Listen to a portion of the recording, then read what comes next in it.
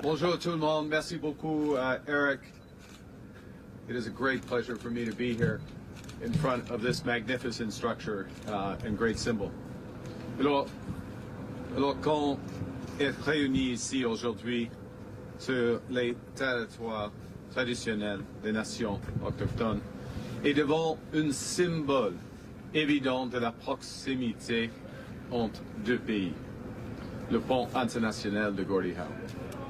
On se rappelle que les relations peuvent changer. Grâce à la réconciliation, la relation du Canada avec les Premières Nations a fait de grands progrès, même si elle n'est pas suffisante. Yes, relationships can change. In recent weeks, the U.S. has called into question our decades-long relationship of cooperation. And while I welcome the temporary suspension of U.S. tariffs and very much welcome the joint plan to address the scourge of fentanyl, recent events have been a wake-up call for Canadians. The world has changed, and we too must change to realize the full promise of our great country. Since I launched my campaign a few weeks ago, I've heard from people across the country that they too want change. Les gens veulent du changement parce qu'ils sont inquiets. Inquiets du coût de la vie et de la crise du logement. Les Canadiens et les Canadiennes veulent une vie décente et abordable. Ils sont inquiets pour les jeunes d'ici et leur avenir. Les Canadiens et les Canadiennes veulent que leurs enfants aient les mêmes chances qu'eux. Ils sont inquiets que l'équilibre en matière d'immigration. Et les Canadiens et les Canadiennes veulent un pays juste, autant pour ceux et celles qui arrivent que pour ceux et celles qui sont déjà ici. Et ils s'inquiètent de l'avenir du Canada face aux menaces du président Trump, un monde plus dangereux et divisé, et aux énormes changements technologiques qui ne font que commencer. Canadians want change with a plan that stands up for Canada and creates an opportunity for all Canadians. Canadians want change with a new, positive leadership that ends division and builds together. Now, I'm not a politician. I am a pragmatist. And so if I see something that's not working, I will change it. And that's why last week I proposed a new climate policy, eliminating the consumer carbon tax, having large polluters pay Canadians to make climate-smart choices, and helping our countries leapfrog their American competitors in global markets. Canada needs more of this type of change. Change that puts money in people's pockets. Change that makes our companies more competitive. Change that builds the strongest economy in the G7.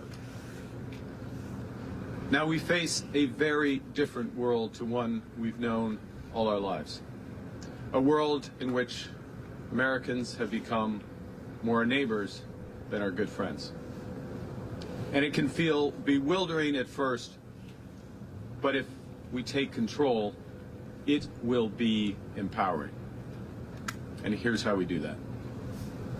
We need to distinguish between what we can't change, what we can influence, and what we can and must change to build an even better Canada. On doit comprendre ce qu'on ne peut pas changer. On ne peut pas changer le fait qu'il y aura toujours des chocs, des crises économiques et géopolitiques et des catastrophes climatiques. C'est pourquoi nous devons être résilients, comme notre système financier l'a été pendant la crise financière mondiale. Ça veut aussi dire que nous devons travailler ensemble, comme tant de Canadiens et Canadiennes l'ont fait ces derniers temps. Face aux menaces externes, c'est notre solidarité et notre détermination qui nous ont permis d'obtenir un bon résultat cette semaine. We need to understand what we can influence. Look, the world is being fundamentally transformed. The old rules-based order is finished, but a new one, a new system has not yet emerged. And Canada should now work with like-minded nations to create a trading system that is consistent with our values and that builds our prosperity. Whether we can influence President Trump is debatable, but I think we can, if we listen to what Americans want and respond in ways that are best for Canada. However, we need to be crystal clear about our bottom lines. This proud country will never be part of the United States in any shape or form.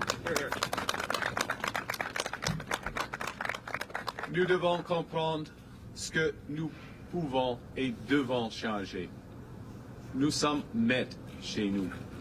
Nous pouvons considérer et nous pouvons contrôler notre destin économique. Le Canada est un grand pays. Nous disposons d'immenses ressources et de personnes talentueuses et novatrices.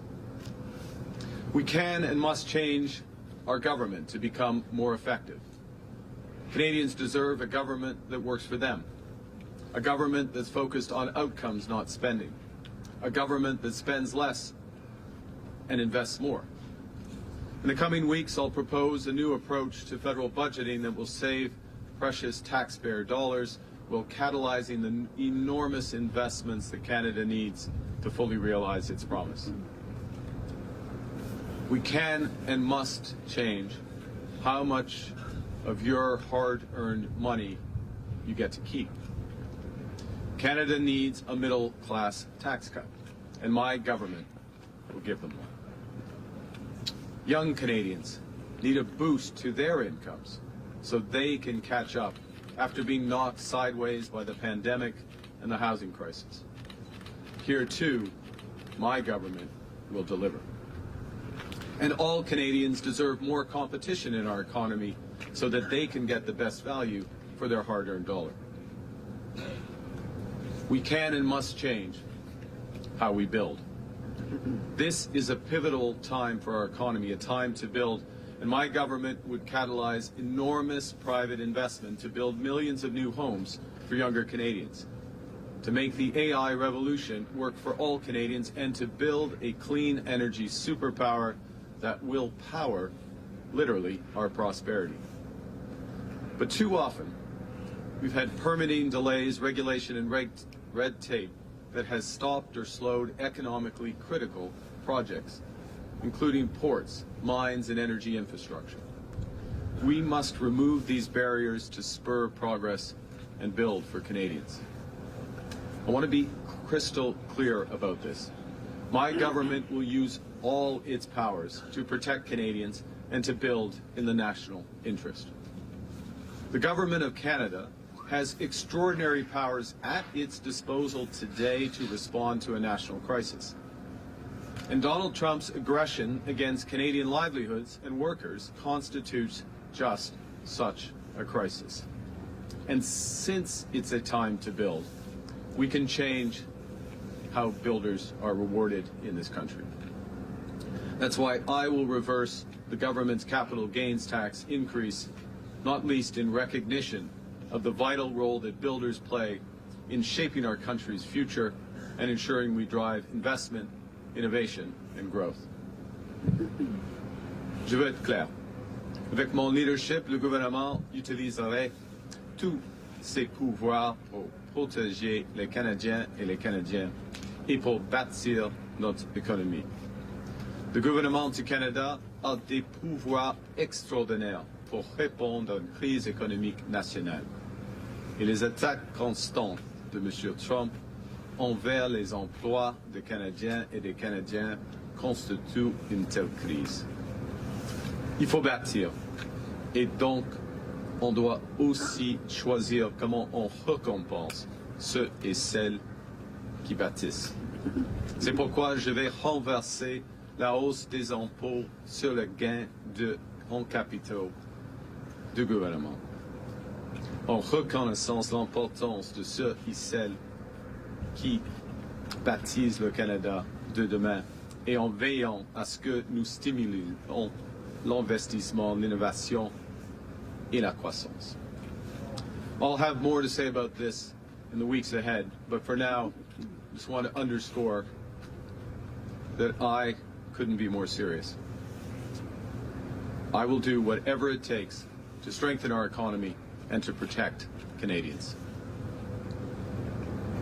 We can and must change so that we have one Canadian economy instead of 13. That means we need to harmonize the tangle of rules and regulations at all levels of governments that have meant that Canada, at least the Canadian economy, is less than the sum of its parts. We must break down barriers between provinces so that all Canadians have full access to our resources.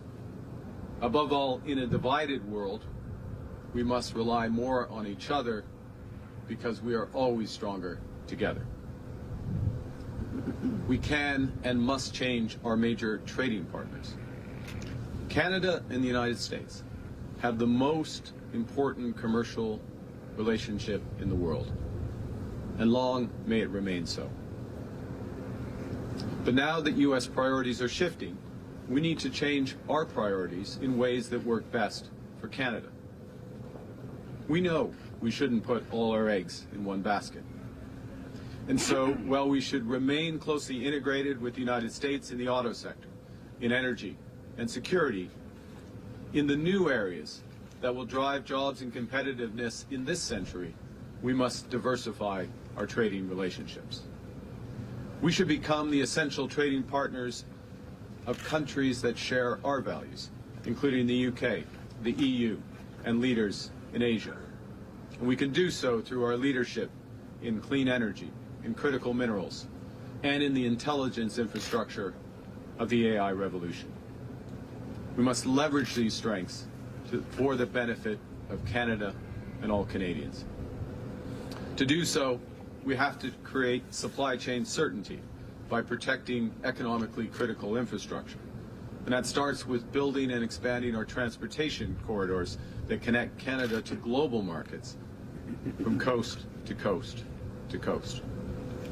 That includes our railways, ports, roads, and bridges, trucking routes, and energy corridors. It will require collaboration and partners with our workers and builders. We want employers to engage early, address issues openly and transparently, and negotiate agreements quickly, ensuring workers and their families are spared unnecessary economic upheaval. But we have to stop holding back our own progress and instead work together to keep Canada moving forward. And finally, we can and must change to make Canada and Canadians more secure. Nous devons améliorer la sécurité des Canadiens et des Canadiennes.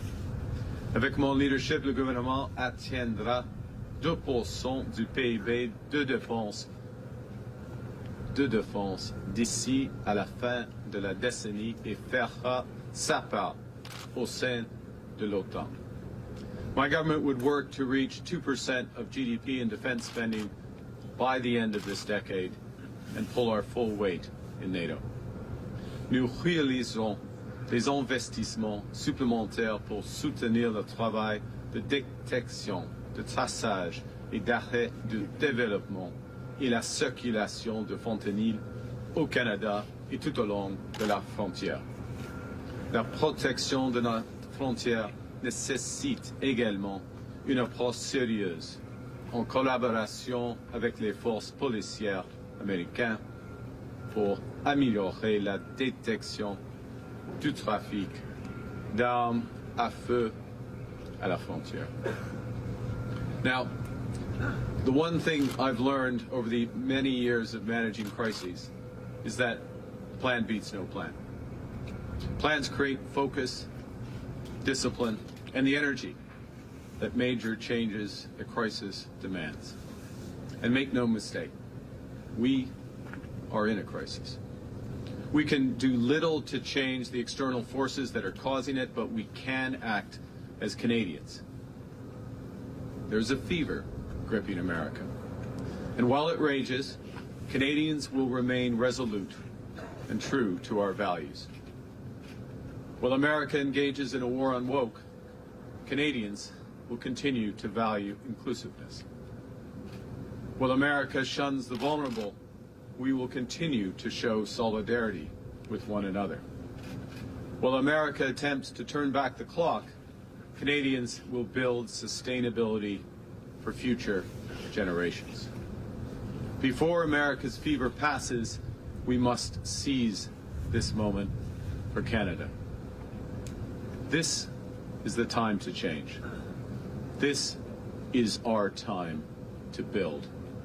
This is the time for Canada. Merci beaucoup. Thank you, everyone. And Merci, thank you. merci, and I look forward to taking your questions. We'll now begin the